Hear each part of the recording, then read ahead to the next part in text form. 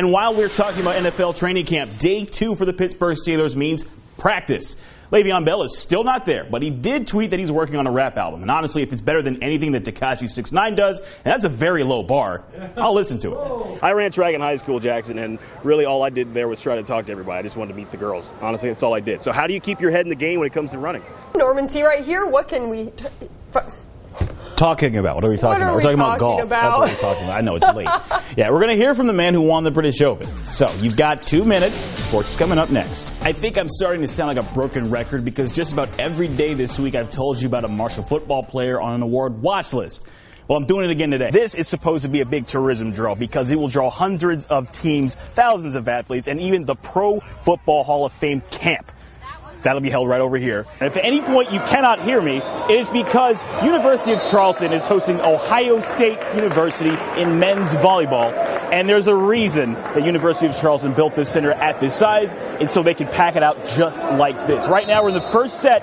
The Buckeyes lead 21-15. All right, well, that's Jackson Van Scully. Good luck in your race. You know you got to get ready for it. This is your final call. Have at it. Good luck, and we'll see how you do. All right?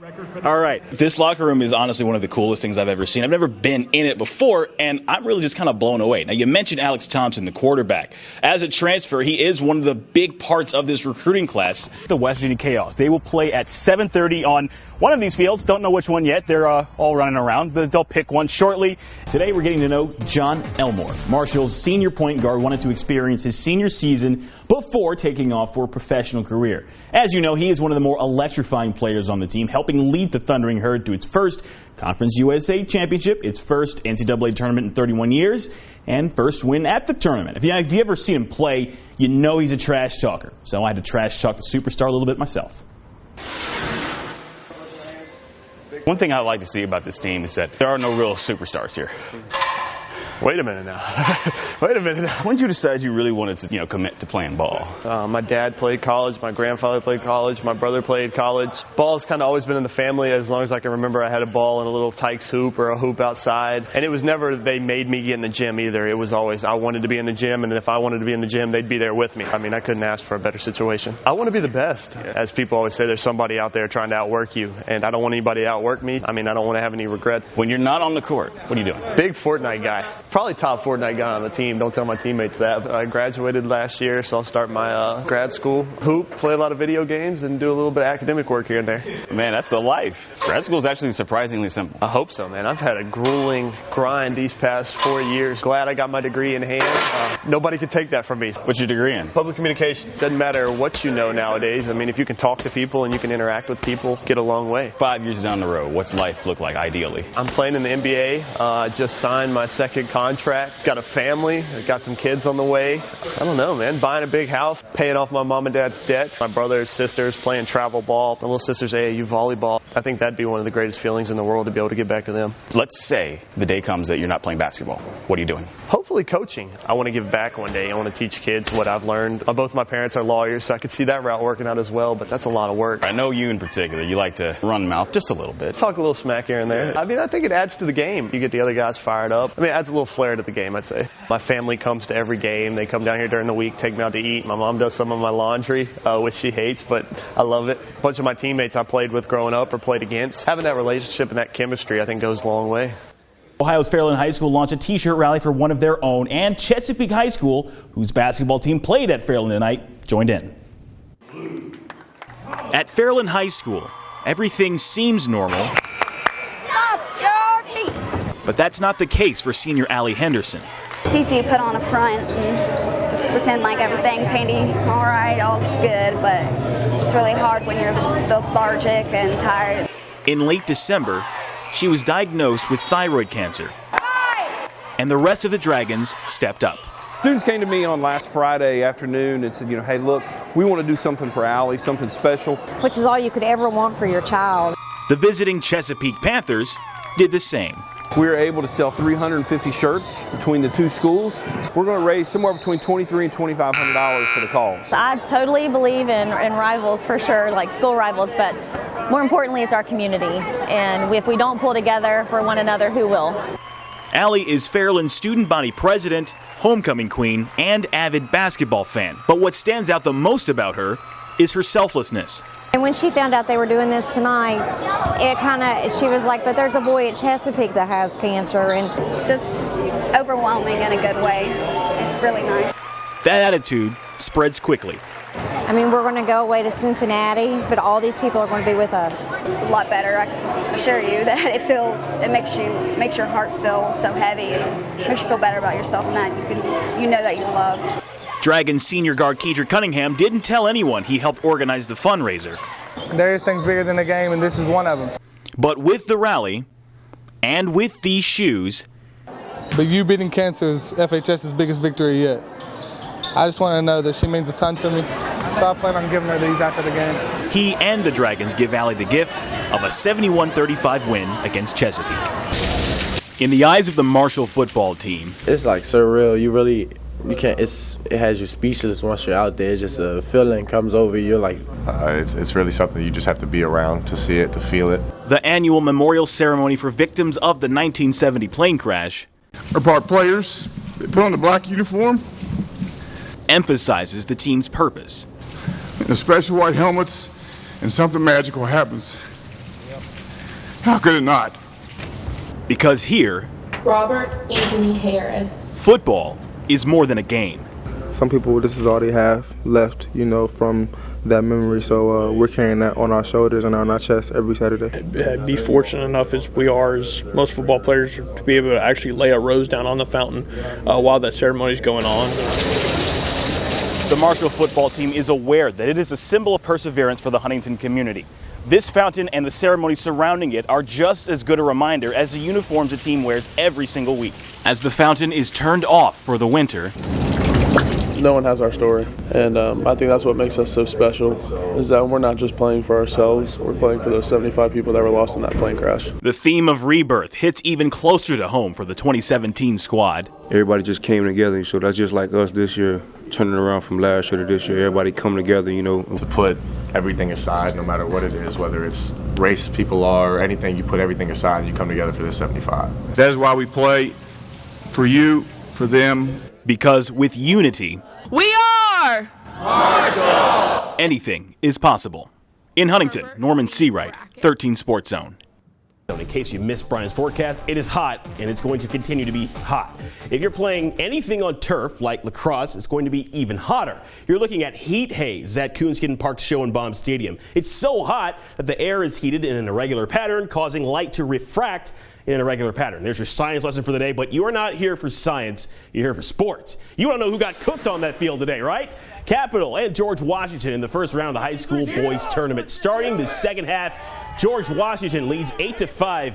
Make that 9-5 thanks to Tanner Rice with that shot. Not long after, Jared Yeager fires. Capital goalie Alex Chunkard blocks the shot. G-Dub's Nick Griggs bounced the ball in to score. Later is Yeager. Again, he's unassisted this time, and he actually scores that. Then Driggs shoots one. Well, he tips one in. It's not even a shot, he just tips it in. After that, Yeager shoots, Driggs recovers. It's another one that he scores like that. Capital's Chungard had his work cut out for him, and he made a lot of saves in the face of this onslaught. The Patriots keep the Cougars scoreless in the second half to win 20-5 to advance in the tournament. Now in the Mountain East Baseball Tournament, Charleston beats Shepherd in the first game of the day, 7-5. That means the Golden Eagles will play for the championship on Sunday at 1. They have not lost yet. Not that they want to, but they can afford to lose once. I don't see that happening.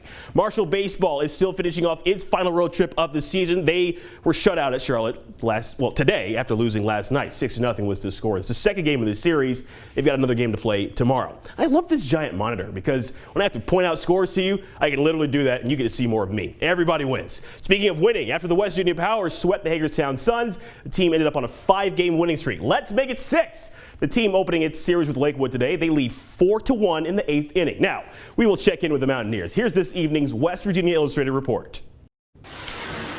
In life, you have to know when you have given and received all you can from your current place in life and when it's time to seek a greater challenge. Marshall Junior quarterback Chase Litton has decided it's time to reach higher. I'm Norman Seawright. 13 Sports Zone begins with Litton's announcement. Today, Marshall's quarterback announced through his Twitter account that he will skip his senior season and declare for the NFL draft. The Tampa, Florida native is one of the Herd's most accomplished passers in history.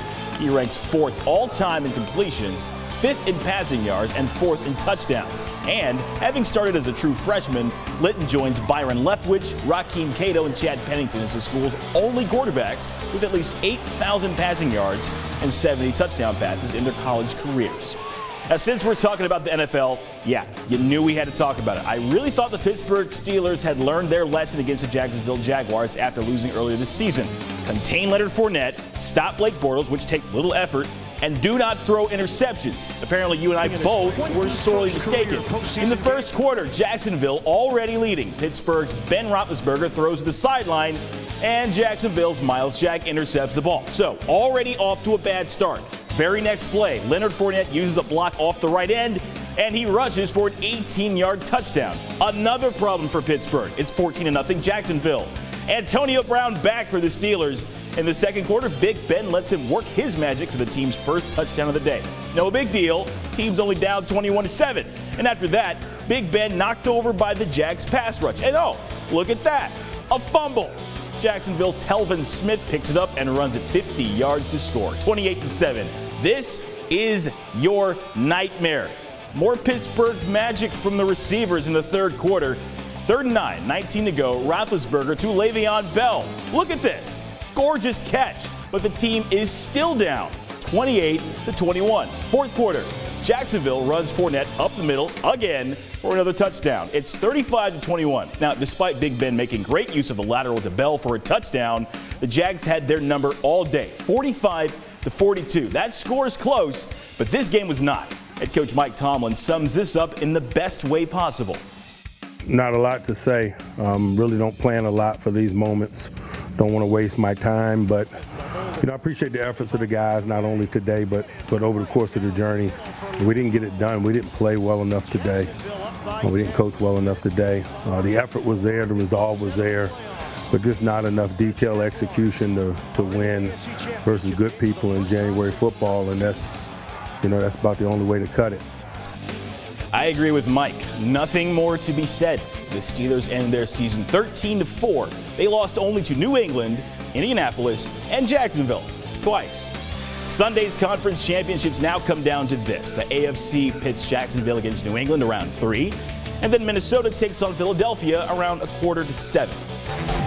It is Friday, which means if you're watching this, you've had just about all the baseball you could handle today. I'm Norman Seawright. This is 13 Sports, and in case you didn't go, the West Virginia Power took on the Greenville Drive again after losing on opening night. The Power scored first in the second inning. Ryan Purifoy, ground ball. He's thrown out at first, but Aniel Cruz scores. The Drive win this game, too. 4-2 is the final score. They have 2 games to go in this series. Now let's talk college athletics. Charleston softball at home. The Golden Eagles playing 2 games with Glenville State. Now, schedule keep changing thanks to weather, but that is life for an athlete. Here's game 1. The third inning goes scoreless, and with Jesse Rowe pitching for the Golden Eagles and some solid defense, so does the top of the 4th inning.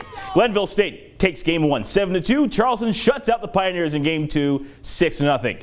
West Virginia State welcomed West Virginia Wesleyan to Lady Jacket Field for a doubleheader. The first inning of the first game, scoreless for both teams. In fact, State does not score at all in game 1. State is shut out 4-0 in that game, but the Jackets get 2 hits. In game 2, State loses 2-3. And since Charleston baseball had such a good time thrashing West Virginia Wesleyan on Thursday, let's do it again. Game 1, game on. 5th inning. Charleston's Brandon Harris just picked up one of his 2 strikeouts. That brings the Golden Eagles to bat. Not much of the 5th inning, really. UC does not score here, but it's okay. They've already scored 15 runs already by this point. The Golden Eagles are having a wonderful weekend. Game 1 is a game won, 15-2. Game 2, another victory, 4-3. Bobcats leave with their tails tucked. West Virginia State baseball dominated the Bobcats yesterday, and they're back on the field for 2 more games. Game 1, bottom of the 3rd inning. And here we go. Actually, that's the Mountain Lions, right? Bases loaded. He walks, which scores Trevor Sampson. Imaginary high fives to all of his teammates who are still in the dugout. Where's the love? Next up, Daniel Rutherford. He grounds to right field. You'll see that happening. Ryan McDonough scores, and there are at least a few Yellow Jackets to greet him at home. That's a 3-run inning for State. Now, the second verse is almost like the first. State ran down Concord twice on Thursday and won 10-7 in game 1, but lost 4-12 in game 2. Now, if you've been keeping up with the Masters, this leaderboard is nothing new to you. Through 2 rounds, Patrick Reed leads the field 9 under par. Mark Leishman Second, at 7 under, Henrik Stenson at 5 under. Rory McIlroy, Jordan Spieth tied for 4th at 4 under par. Tiger Woods is 13 shots behind Reed, but at 4 over par, he did make the cut.